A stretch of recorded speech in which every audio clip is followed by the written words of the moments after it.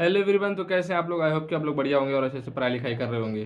तो भाई अब नीट में 39 डे बचा हुआ है, अब 39 दिन बचा हुआ है, 40 दिनों से भी कम बचा हुआ है। तब करना क्या है भाई, देख लो डिस्क्लेमर मैं पहले ही दे रहा हूँ भाई। नहीं मैं कोई मोटिवेशनल गुरु हूँ, नहीं मैं मोटिवेशनल ज्ञान हूँ, बस मैं इतना ही बता रहा हूँ भाई कि 40 दिनों में तुम्हें करना क्या है, कैसे करना है। तो भाई जो तुम बता रहे हो तो फिर मोटिवेशनल ही हुआ।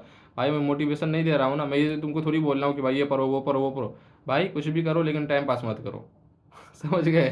कुछ भी करो लेकिन टाइम पास मत करो, बस इतना ही बोल रहा हूँ। पढ़ाई करना है, जो समझना है समझ लो भाई, लेकिन वीडियो देखो तुम। है कि नहीं भाई। तो इसीलिए अब 40 दिनों में करना क्या है, 40 दिनों से भी कम बचा है, करना क्या है भाई। देखो जो होता है ना, मोटिवेशन जिसको बोलते हैं, मोटिवेशन सब वही बात बोलते हैं भाई। मोटिवेशन किसी और को देखने से कभी नहीं आएगा तुम्हें, कभी नहीं आएगा भाई कि तुम 5 मिनट की वीडियो देख लो, 10 मिनट की वीडियो देख लो, मोटिवेशन आ जाएगा। कोई मूवीज का कैसे बोल दो लाइफ ये वो सब कुछ नहीं होने वाला है।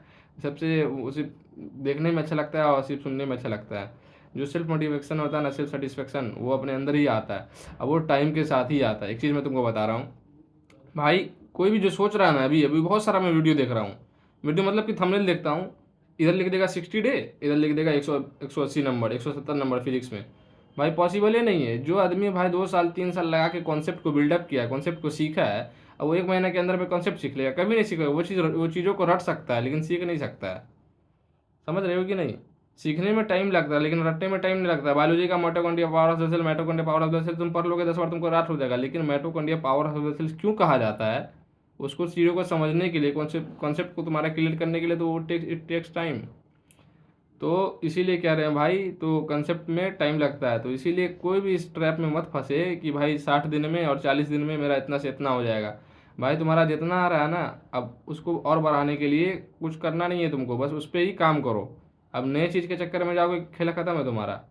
अब जिसको मैग्नेटिक फील्ड का डायरेक्शन निकालने नहीं आ रहा है, अब वो सोचेगा मैग्नेटिक फील्ड का क्वेश्चन सही कर लेना। क्वेश्चन कैसे सही होगा तुम्हारा भाई, तुम खुद सोचो ना यार। एफ इधर क्यों, इधर वी इधर, तुम्हारा दिमाग ही घूम जाएगा। लेकिन अगर तब भी तुम सही कर पाओगे, कैसे सही कर पाओगे भाई, तुम रट जाओगे डायरेक्शन, रट जाओगे तुम। एक क्वेश्चन में रटोगे, दूसरे क्वेश्चन में क्या होगा तुम्हारा, जब इलेक्ट्रॉन दे देगा, क्योंकि इलेक्ट्रॉन करंट के डायरेक्शन में अपोजिट होता है। जो बच्चा समझ रहा होगा समझ गया होगा भाई। इलेक्ट्रॉन को तुमको दिया क्वेश्चन में इधर, एक क्वेश्चन भी है जिसमें एंटी क्लॉकवाइज हो जाता है, पूरा करंट जीरो हो जाता है। करंट इधर जाएगा ना भाई, आई इधर जाएगा, लेकिन इलेक्ट्रॉन जब इधर जा रहा है ना, तो इलेक्ट्रॉन के अपोजिट में हमेशा करंट फ्लो होता है। इलेक्ट्रोकेमिस्ट्री में आ जाओ तुम। है कि नहीं। इलेक्ट्रॉन एनोड से कैथोड जा रहा है, लेकिन करंट क्या होता है, करंट इलेक्ट्रॉन एनोड से कैथोड जाएगा, ठीक है, लेकिन करंट कैथोड से एनोड की तरफ आएगा। समझे। तो भाई ये होता है कॉन्सेप्ट। मैं अपने आप को ये नहीं बोल रहा हूँ कि भाई मुझे कॉन्सेप्ट कॉन्सेप्ट आता है। अभी करंट में रिसेंट में चल रहा है ये चीज़ें, तो मैं चीज़ें रिकॉल कर पा रहा हूँ, क्योंकि भाई मैं भी इंसान हूँ, भूल ही जाता हूँ। अभी कोई हमसे पूछ देगा कि भाई प्लैंक कांस्टेंट का डायमेंशन क्या है, तो मैं थोड़ी बता पाऊंगा। प्लैंक कांस्टेंट का डायमेंशन नीट में कितनी बार आ चुका है, बहुत बार आ चुका है। प्लैंक कांस्टेंट का डायमेंशन भाई रट के जाना, प्लैंक कांस्टेंट का डायमेंशन तुम एग्जाम में नहीं निकाल पाओगे। तो भाई ऐसा ट्रिक नहीं लगाना है कि भाई तुम बोल रहे हो कभी रटना है कभी कॉन्सेप्ट समझना है। ऐसा ट्रिक तुमको लगाना ही नहीं है ना कि यार कि पूरा रट के जाओ पूरा। जहाँ पे चीज़ें समझने की वहाँ पे चीज़ें समझना है, जहाँ पे चीज़ें समझने की नहीं वहाँ पे समझना नहीं है। वहाँ पे चीज़ों को रट के जाओ। प्लैंक कांस्टेंट तुम खुद सोचो ना भाई। अब परमिटिविटी का डायमेंशन, ग्रेविटेशनल का डायमेंशन क्या होता है, एम इनवर्स L3T-2।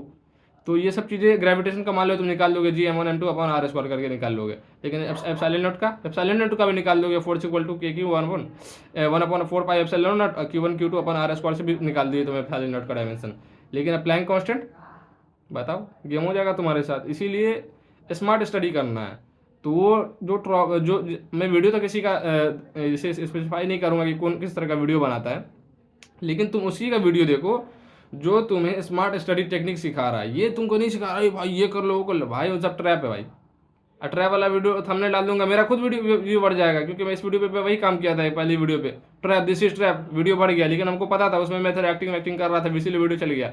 लेकिन काम वही आता है भाई जो तुम्हारा कंटेंट होता है, जो तुम्हारा मेहनत होता है, जो तुम्हारा कॉन्सेप्ट होता है। तो एट द एंड मैं वही तुम्हें समझाना चाह रहा हूँ कि तुम्हारा कॉन्सेप्ट ही तुम्हें काम आएगा एग्जाम में। अब तुमको इलेक्ट्रोकेमिस्ट्री का एक और एग्जाम्पल देता हूँ। इलेक्ट्रोड ये इलेक्ट्रोड पोटेंशियल निकालने के लिए बोलेगा ना, ई डॉट सेल निकालने के लिए बोलेगा, कैथोड का पहले रिडक्शन देखना है और उसका ऑक्सीडेशन देखना है। अगर जो रट के जाएगा ना भाई, कभी नहीं कर पाएगा।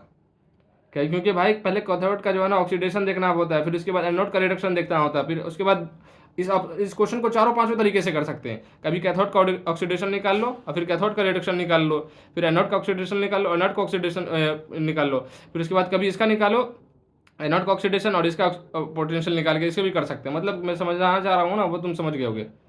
तो क्योंकि भाई जो टर्म्स है ना, मैं भी नहीं, मैं क्या बोलना भाई तुमको, मैं कोई मोटिवेशन गुरु नहीं हूँ कि मुझे सब कुछ आता है। अभी मैं पढ़ा था इसीलिए मैं सोचा भाई बोलूँ, लेकिन मुझे भी गड़बड़ हो रहा है क्योंकि भाई यही नीट है। चारों ऑप्शन देखूंगा कंफ्यूज हो जाऊंगा, लेकिन ऑल ऑफ दिस देखेगा सब मार दूंगा। इसीलिए भाई सब ट्रैप से बचो। नीट में 39 डे लेफ्ट बचा हुआ है। तो this is all about video. Thank you video को देखने के लिए। लाइक एंड शेयर और कमेंट करना बिल्कुल भी ना भूलें, क्योंकि मैं कैसा वीडियो बनाता हूँ। थैंक यू भाई।